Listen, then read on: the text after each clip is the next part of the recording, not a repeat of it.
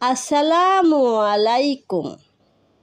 আজকের ভিডিওতে সূরা ইয়াসিনে একটি প্রসিদ্ধ ও বহু পরীক্ষিত একটি আমল আলোচনা করব।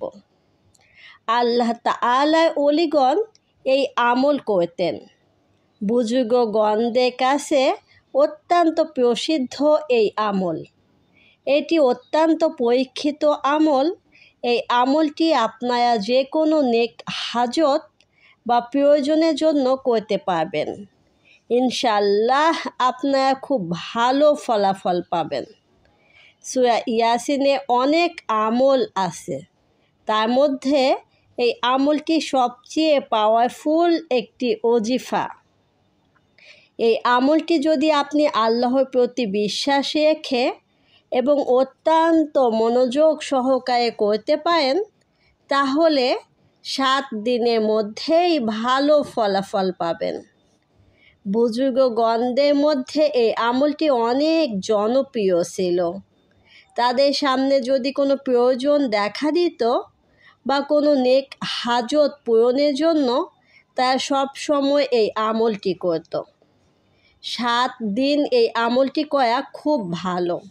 আর যদি প্রথম 7 দিনে আপনার মনের মতো ফলাফল না পান, তাহলে পরের 7 দিন এই আমলটি আবার করবেন। বহু পরীক্ষিত এই আমলটি, কিন্তু আমলটি করার সময় সূরাটি সহি শুদ্ধ উচ্চারণ করতে হবে। এটি একটি এমনই আমল যে দুনিয়ার সমস্ত হাজত বা ইচ্ছা পূরণ করার ওজিফা। আবার ধন সম্পদ পাওয়ার জন্য বা অভাব থেকে মুক্তি পাওয়ার জন্যও এই আমলটি করতে পারেন। রিজিকে প্রশস্ত লাভের জন্য বা কঠিন অসুখ থেকে মুক্তির জন্যও এই আমলটি করতে পারেন।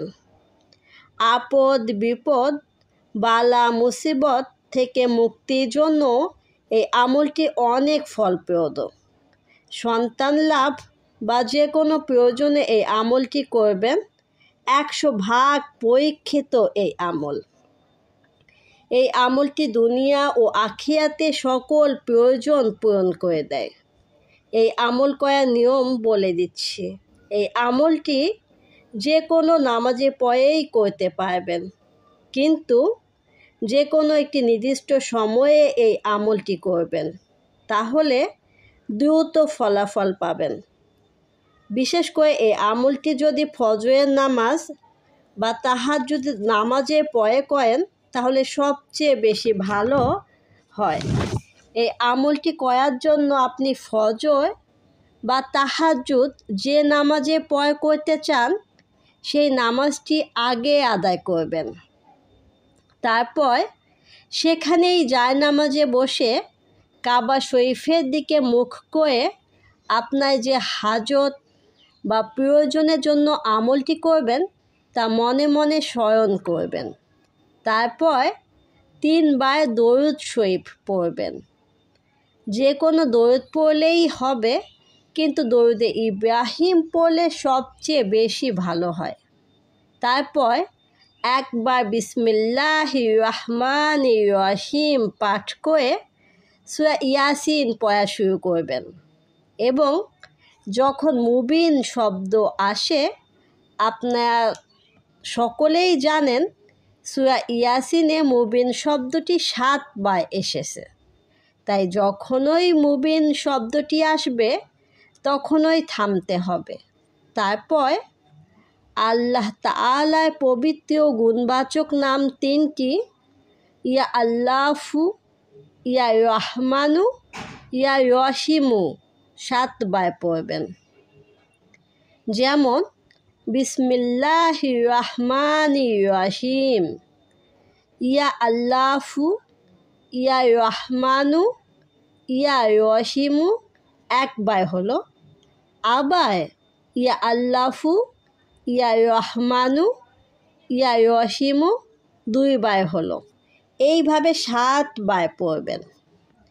এভাবে প্রতিটি মুবিন শব্দের পর, অর্থাৎ যখনই মুবিন শব্দটি আসবে, তখনই আল্লাহ তাআলা এই 3টি নাম ইয়া আল্লাহু, ইয়া রহমানু, ইয়া রহিমু 7 বার করে পড়বেন। এইভাবে সূরা ইয়াসিন সম্পূর্ণ পাঠ করবেন। একই নিয়মে সূরা ইয়াসিন 3 বার পাঠ করবেন এবং শেষে দরুদ শরীফ 3 বার পাঠ করবেন। প্রথমে যে দরুদ শরীফ পড়েছিলেন সেই দরুদ শরীফ শেষেও পাঠ করবেন। তারপর মহান আল্লাহ তাআলার কাছে দোয়া করবেন।